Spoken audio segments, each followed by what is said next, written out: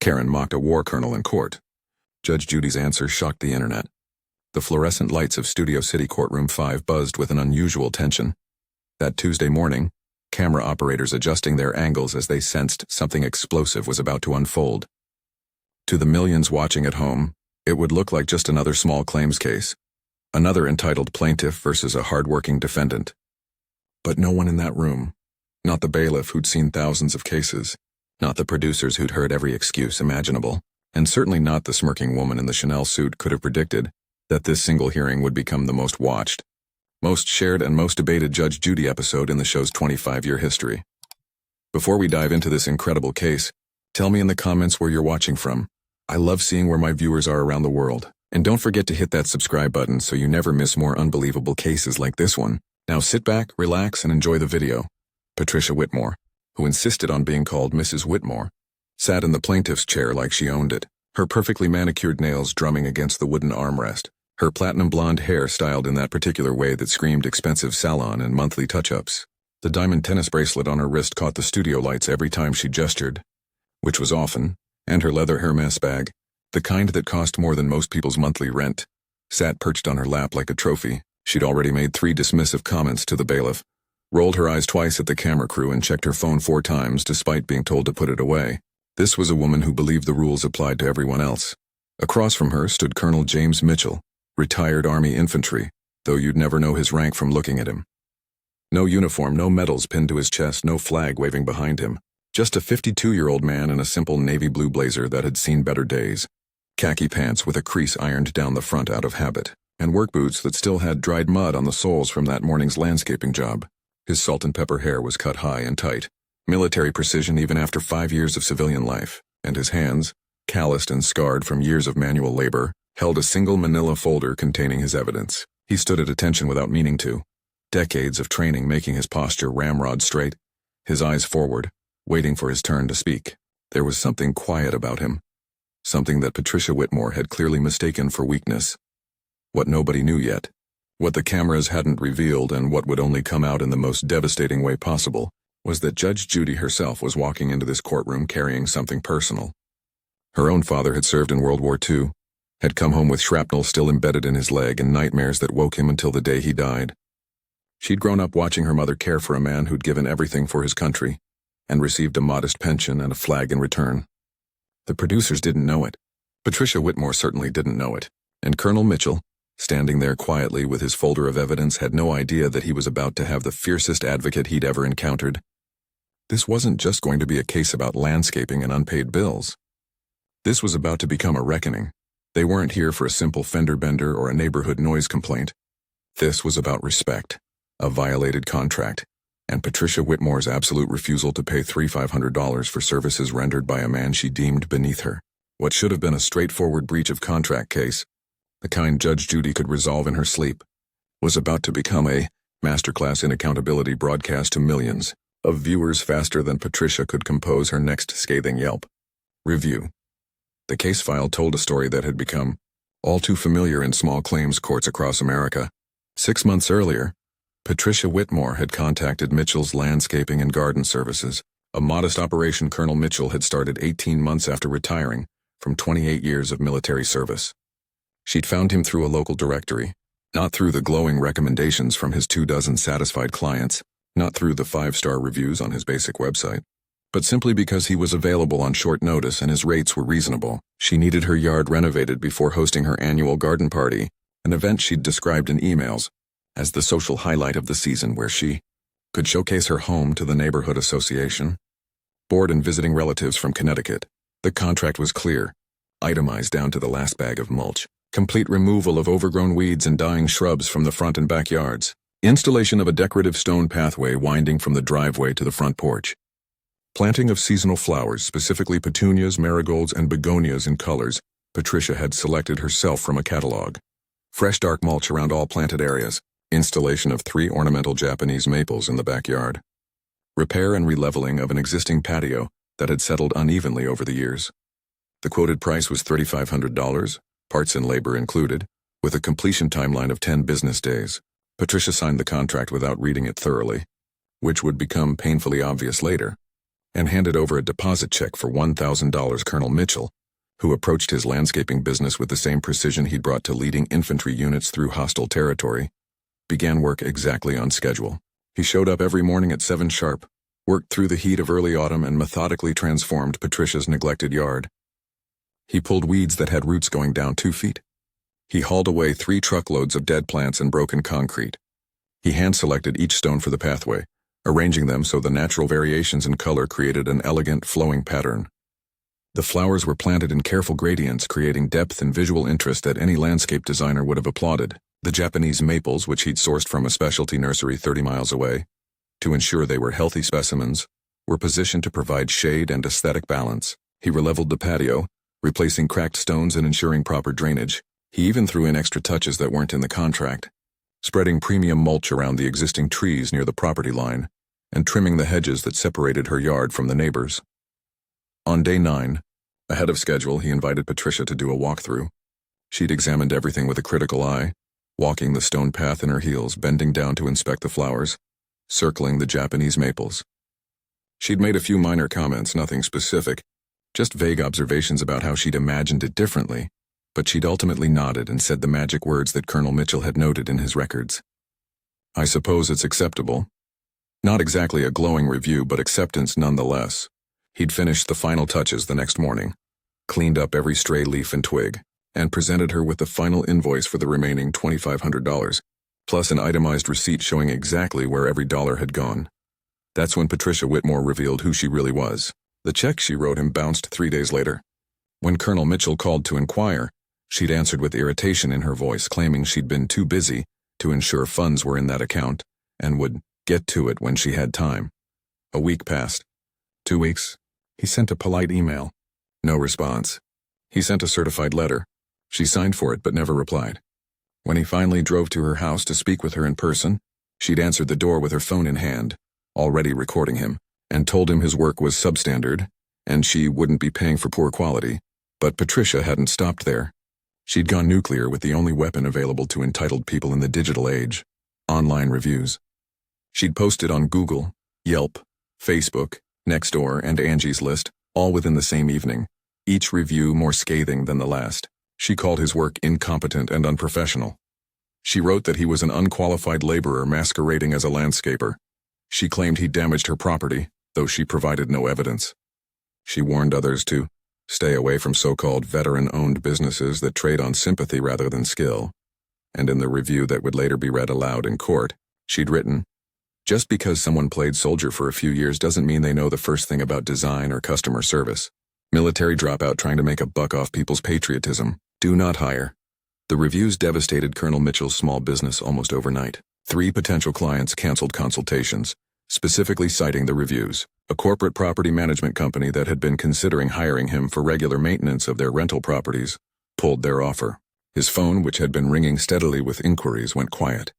The man who'd led soldiers through some of the most dangerous territories on Earth, who'd made decisions that saved lives and completed missions against impossible odds, found himself sitting in his small home office at night, staring at those reviews, wondering how to fight back against an enemy that didn't fight fair. He'd consulted with an attorney who told him the truth. Defamation suits were expensive, time-consuming, and hard to win. The better route was small claims court. Sue for the unpaid balance, present the evidence, let a judge decide. It was simple, clean, and achievable. What the attorney hadn't told him, what nobody could have predicted, was that Patricia Whitmore wasn't just going to show up to defend herself. She was going to counter Sue for $5,000, claiming emotional distress, harassment, and intentional infliction of suffering because Colonel Mitchell had dared to ask for payment. She was going to walk into that courtroom believing her money, her status, and her willingness to lie would carry the day. And she had no idea that Judge Judy Scheindlin was about to teach her the most expensive lesson of her life. Before we see exactly how Judge Judy dismantled this entitled Karen piece by piece, make sure you hit that subscribe button and turn on notifications, because what happens next is the most satisfying courtroom takedown you'll ever witness. Drop a comment right now and tell us, have you ever dealt with a customer or client who refused to pay for your work? We want to hear your stories. Now let's get back to the courtroom where Patricia Whitmore is about to learn what happens when you disrespect a war hero in front of the wrong judge. The bailiff's voice cut through the low murmur of the courtroom gallery. All rise for the Honorable Judge Judith Scheindlin. The words were familiar, rehearsed from thousands of cases, but today they carried a weight that nobody in that room could have anticipated. Patricia Whitmore rose from her chair with deliberate slowness, making a show of smoothing her Chanel skirt and adjusting her blazer, her movement screaming that she was doing this under protest, that standing for anyone, even a judge, was beneath someone of her station. Her lips were pressed into a thin line of impatience, and she'd already glanced at her watch twice since sitting down, as if she had somewhere more important to be than this ridiculous formality. Colonel Mitchell stood at attention instinctively, his hands at his sides, his eyes forward, every muscle remembering what respect looked like even after 5 years away from active duty. There was no show in his posture, no performance. This was simply who he was. A man who understood that courtrooms like military chains of command operated on hierarchy and protocol. He'd worn his best blazer, the one he saved for the occasional wedding or funeral, and he'd polished his work boots until the leather showed through the scuff marks. His manila folder was tucked under his left arm, perfectly aligned, and his jaw was set in that particular way that men develop when they've learned to swallow their frustration and let their work speak for itself. Judge Judy entered from her chambers, her black robe flowing behind her, her reading glasses already perched on her nose, the case file open in her hands. She was reviewing something as she walked, her eyes scanning documents with the speed of someone who'd read 10,000 contracts and could spot bullshit from 3 pages away. She settled into her chair with practiced efficiency, set the file down, and looked up at the 2 parties standing before her. Her gaze moved from Patricia to Colonel Mitchell and back again, taking in everything in those first 3 seconds.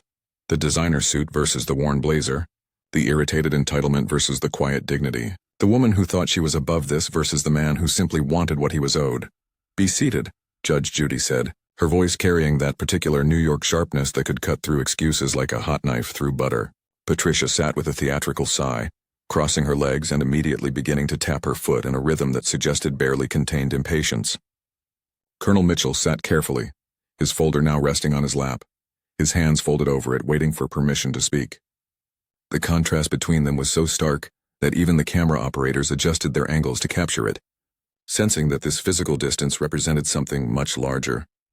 Judge Judy flipped open the case file, her eyes moving rapidly across the first page. "Mitchell versus Whitmore," she read aloud, her tone neutral but her eyebrow already beginning its upward climb. "Plaintiff Colonel James Mitchell is suing for $3,500 for breach of contract, unpaid services rendered. Defendant Patricia Whitmore is countersuing for $5,000 for emotional distress and harassment." She looked up from the file, directly at Patricia. "Mrs. Whitmore, let's start with you. Tell me why you're here and why you didn't pay this man for his work." Patricia straightened in her chair, and anyone watching could see the shift in her demeanor. This was her moment. She'd been preparing for this, rehearsing her complaints, building her case in her mind until she'd convinced herself she was the victim in this situation. "Well, Your Honor," she began, and her voice had that particular tone that service workers everywhere would recognize instantly. The tone that came right before, "I'd like to speak to your manager." She gestured with her hand, the diamond bracelet catching the light. "I hired Mr. Mitchell to do landscaping work on my property, and I was very clear about my expectations. Very clear. I showed him pictures. I explained exactly what I wanted. I even drew diagrams." Judge Judy's pen was already moving across her notepad, but her expression remained unreadable. Patricia took this as encouragement and continued, her voice rising slightly with indignation. "And what I got was absolutely unacceptable. The flowers weren't the right shade. I specifically said I wanted coral petunias, and what he planted were more salmon-colored. Salmon, Your Honor. The stone pathway was uneven in places. I could feel it when I walked on it in my heels. The mulch he used was too dark, almost black, when I clearly wanted a medium brown tone that would complement my home's exterior paint color. And the Japanese maples," she paused here for effect, shaking her head slowly, "were positioned in a way that completely blocked the sightline from my kitchen window. I couldn't even see my backyard properly anymore." She leaned forward slightly, her voice dropping into a confidential tone, as if she and Judge Judy were 2 reasonable women discussing an incompetent man. "Your Honor, I paid good money for professional work, and what I received was amateur hour. It was traumatic, truly traumatic, to see my vision, my garden party, my entire summer ruined by substandard work. I couldn't sleep. My neighbors were asking questions. I was mortified." She sat back, folding her arms across her chest. "So no, I did not pay him. And frankly, he should be paying me for the emotional distress this entire situation has caused." The courtroom was silent for a moment, the kind of silence that feels heavy with judgment. Judge Judy's pen had stopped moving. She looked at Patricia Whitmore with an expression that anyone familiar with the show would recognize as dangerous. the calm before the storm. Then she turned to Colonel Mitchell, and her voice, when it came, was quieter, but somehow more intense. "Sir, I'm going to hear your side in a moment. But first I need to know something." She glanced back at the file, then at him. "It says here you're retired Army. What rank?" Colonel Mitchell's voice was steady, respectful, and completely without ego. "Colonel, ma'am, infantry, 28 years of service." Judge Judy's eyes narrowed slightly, and she made a note on her pad. Something in her posture shifted almost imperceptibly, like a general recognizing one of her own soldiers on the field. "Thank you for your service, Colonel Mitchell. Now let's hear what actually happened here."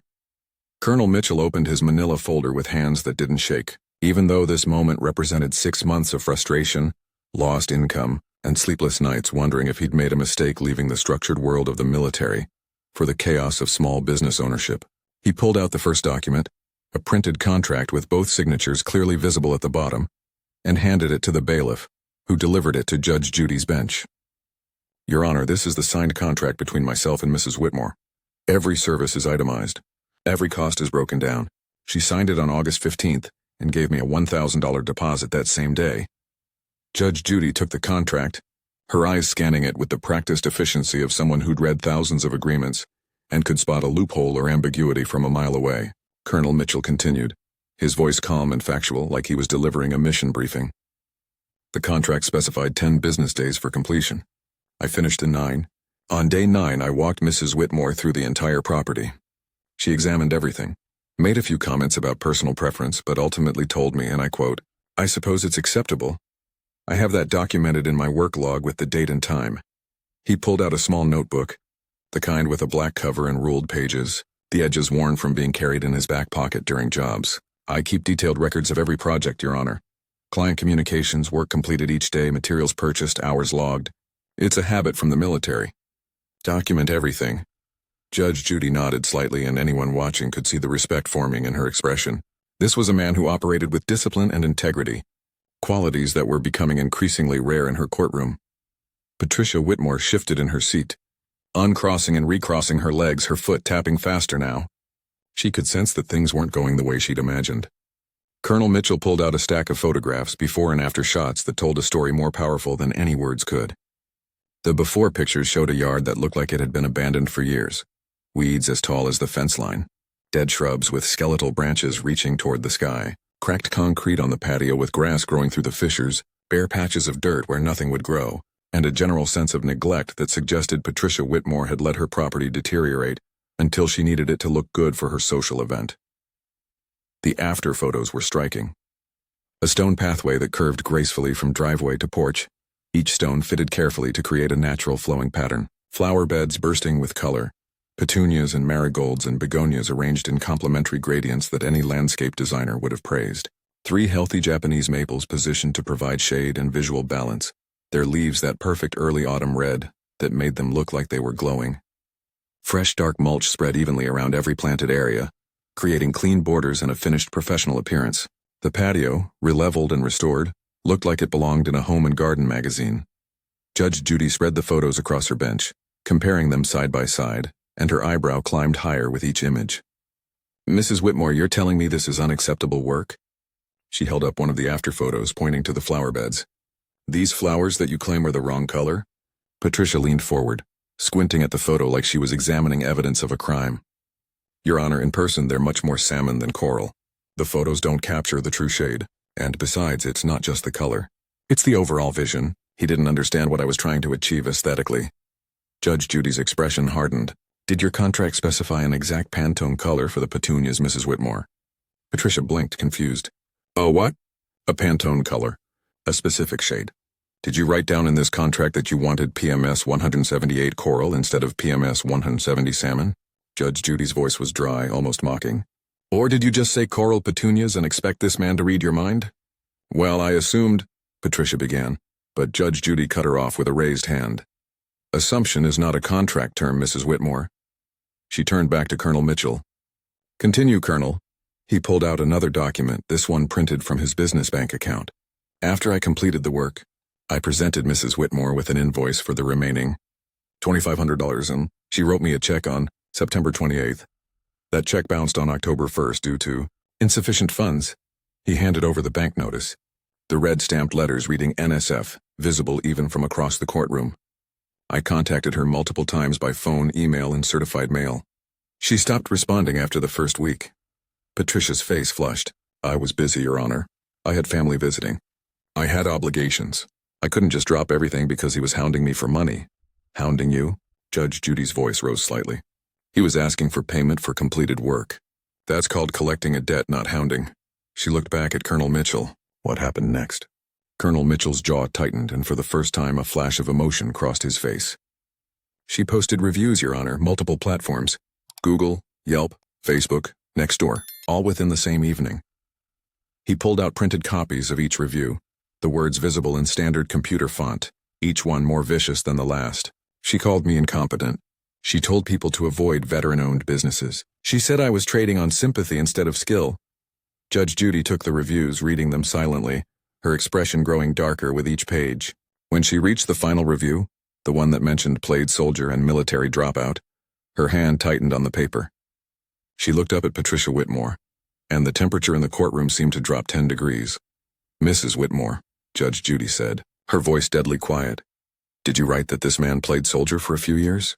Patricia, completely oblivious to the danger she was in, shrugged. Well, Your Honor, I was frustrated.